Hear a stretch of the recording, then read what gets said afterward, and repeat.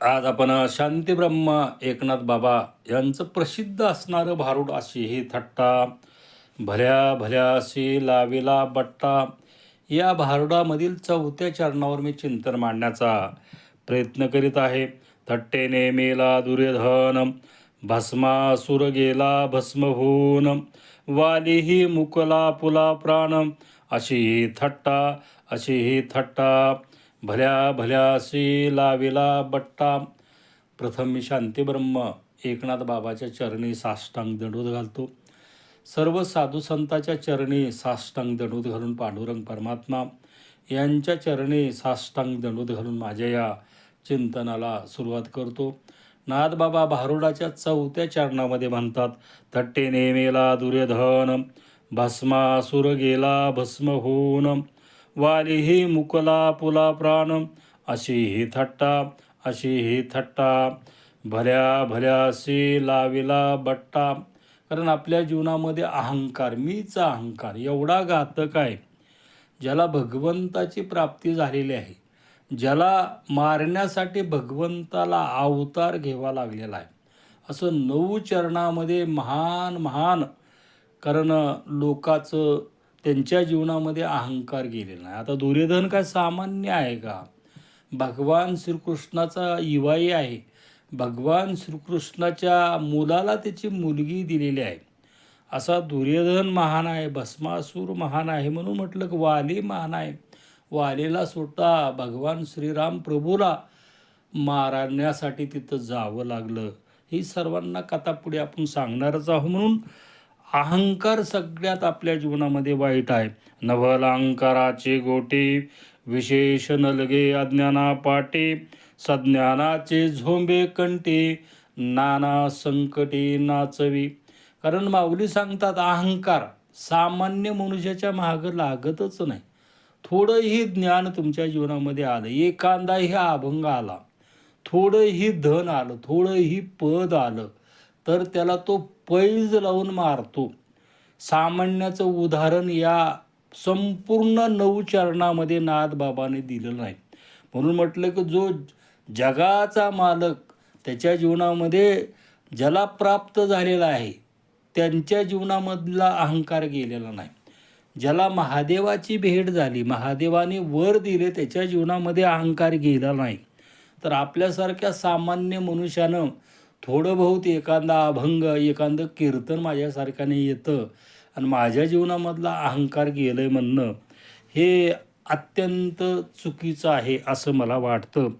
म्हणून सामान्य माणसानं आपल्या जीवनामध्ये अहंकारामधून आपण मुक्त झालो किंवा नाही, हे बारकाईनं लक्ष केलं पाहिजे. आता भस्मासूर गेला भस्म होऊन. आता भस्मासूर जो राक्षस आहे, त्याचं नाव आहे वृक्षासूर. त्यानं कठोर अशी भगवान शंकराची तपश्चर्या केली. भगवान शंकर प्रसन्न झाले. आधीच भोळे शंकर म्हणतात, पण ते काही मागा त्यांच्या जीवनामध्ये प्रसन्न झाल्यानंतर मागचा पुढचा विचार त्यांच्या जीवनामध्ये करीतच नाहीत. मग त्याला म्हणले, बाबा माग, वृक्षासुरा तुला काय वरदान मागायचे तू माग. त्यानं म्हणला, हे भगवान शंकर, मला असं वरदान द्या ज्याच्या डोक्यावर मी हात ठेवील तो भस्म झाला पाहिजे. लगेच मागचा पुढचा विचार न करता तथास्तु म्हटले. आता तो तो वृक्षासूर आहे, म्हणजे तो भस्मासूर त्याच्या जीवनामध्ये लगेच त्याची वृत्ती बनली आणि तो भगवान शंकराच्या डोक्यावर हात ठेवण्याचा प्रयत्न करू लागला आणि भगवान शंकर पळू लागले. आता पळत असताना ते स्वर्गलोकामध्ये गेले, भगवान विष्णूकडे गेले. अरे म्हणले, मी ज्याला वरदान दिलं तो माझ्या डोक्यावर हात ठेवून मलाच भस्म करण्याचा तो प्रयत्न करीत आहे.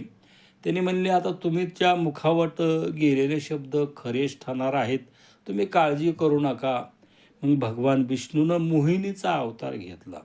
मोहिनी म्हणजे असं स्त्री, असं अवतार स्त्रीचा की तिच्या जीवनामध्ये तिचं सौंदर्य पाहून भगवान शंकरसुद्धा तिथं भुलले. असं सुंदर मोहिनी, कारण भगवान श्रीकृष्णानं अवतार घेतला. मग तो वृक्षासूर तिथं आला आणि त्या सुंदर स्त्रीकडं पाहून तो मनमोहन झालं, त्याचं म्हणजे मोहित झाला तिच्या प्रेमामध्ये. त्या भगवान शंकराच्या डोक्यावर हात ठेवायचं हे भानही त्याच्या जीवनामध्ये राहिलं नाही. त्या स्त्रीला पाहून याची कामवासना जागृत झाली आणि पागल झाला. तिला विनंती करू लागला की तू माझ्याशी लग्न कर. मी तुझ्या प्रेमामध्ये पडलेला आहे. तुझ्याशिवाय एक क्षणभर माझ्या जीवनामध्ये राहू शकत नाही. आता ती मोहिनी आहे भगवान श्रीकृष्णाचा अवतार आणि भगवान श्रीकृष्णाचं म्हणजे सामान्य नाहीत भगवान विष्णू म्हणजे. त्यांनी डोळ्याची नजर, त्यांच्या जीवनामध्ये ते हावभाव आणि ते तिचं म्हणजे सौंदर्यही तसंच आहे. मोहिनी मोहित करणारं सौंदर्य.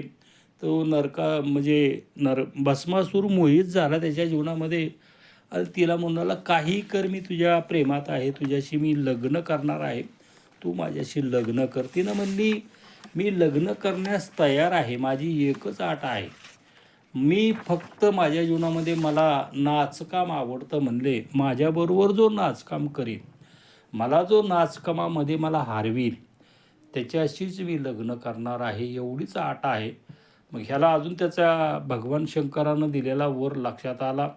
नाचकामामध्ये म्हणला एक डोक्यावर हात ठेवायचं जमणार नाही. तिनं सांगितली की बाबा डोक्यावर नाचकामामध्ये कुठं डोक्यावर हात ठेवायचा असतं का? तुम्हाला नाचकामाचे नियमच माहीत नाहीत. नाचकाम हे मनोरंजनाचं कार्य आहे म्हणणे आणि माझं जोपर्यंत माझं नाचून नाचून मी मनसोक्त नाचणार आहे, तुम्ही माझ्यासोबत जर नाचण्यामध्ये मला हरविलात तर मी तुमच्याशी लग्न करण्यास तयार होते, असं तिनं वचन दिलं. त्यानंही वचन दिलं. ती म्हणला तू डोक्यावर हात ठेवायचं तू काढू नको. मग त्यानं म्हणले डोक्यावर हात ठेवायचा संबंधच नाही, फक्त मला नाचकामामध्ये हारवा. मग 1 वर्षाच्या पुढून यांचा नाचकाम चाललेला आहे ब्रह्मलोकामध्ये. कारण स्वर्गलोकामध्ये मृत्यू लोकामध्ये त्यांचं हा नाचकाम सर्व देवलोक पाहायचे. असं आता ते दररोज त्यांचं हे नाचकाम पाहून तो अधिक मोहित झाला. तिच्या प्रेमामध्ये तो पागल अवस्था करून टाकली त्या मोहिनीनं. आणि पागल झाल्यानंतर एका दिवशी असं बेभान नाचली ही मोहिनी आणि तोही त्याच्या जीवनामध्ये बेभान नाचला तो. कारण वृक्षासूर आणि नाचल्यानंतर तिनं नाचून एकदम खाली बसली आणि दोन्ही हात तिच्या डोक्यावर ठेवली. भस्मासूर ही नाचला आणि एकदम तिच्यासारखीच आक्षन करण्याच्या नादात खाली बसला आणि दोन्ही हात त्याच्या डोक्यावर ठेवला आणि तो भस्मासूर जागीच भस्म झाला. म्हणून अशी ही थट्टा भल्याशी लावेला बट्टा.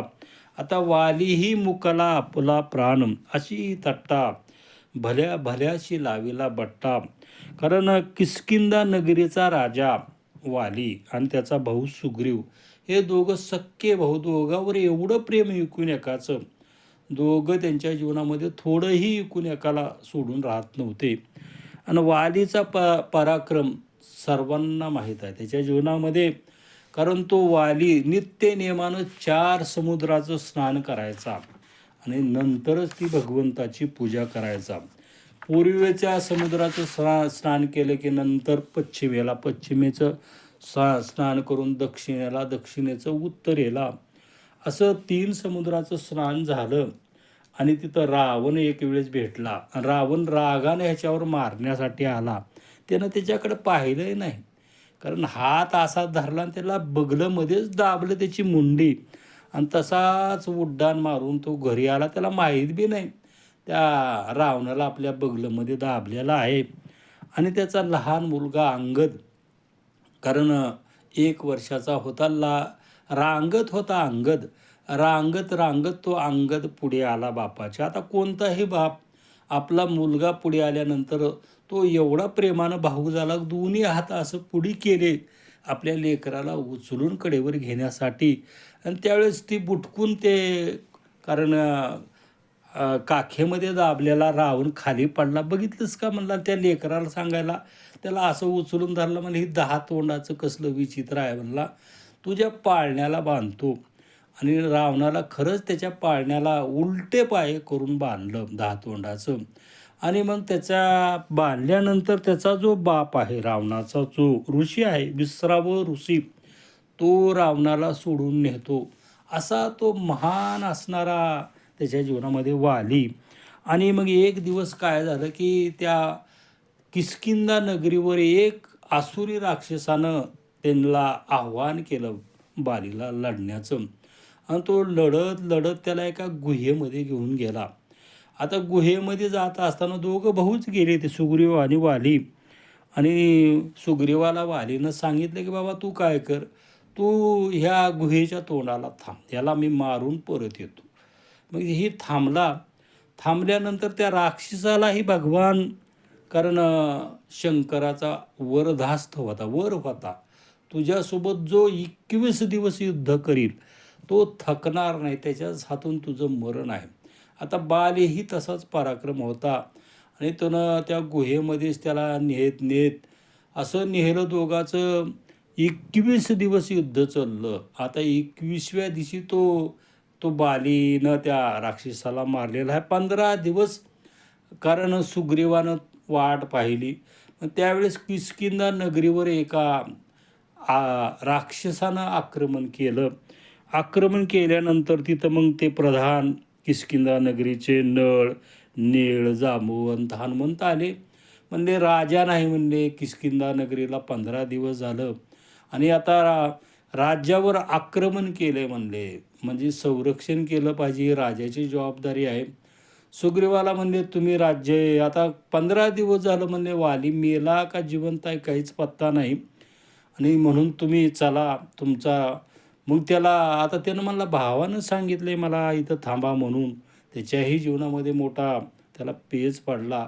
मग हे 3 जे प्रधान आहेत नळ, नीळ, जांबुवंत, हनुमंत, या 4 जणांनी आग्रह केला आपल्या राज्यावर आलेलं संकट तरी निवारण करावं लागेल. आणि मग मला आता असं करा म्हणले. मग त्या सुग्रीवानं काय केलं, त्या जे गुहेच्या तोंडाला एक मोठी शिळा अशी ठेवली आणि हे इकडं आले.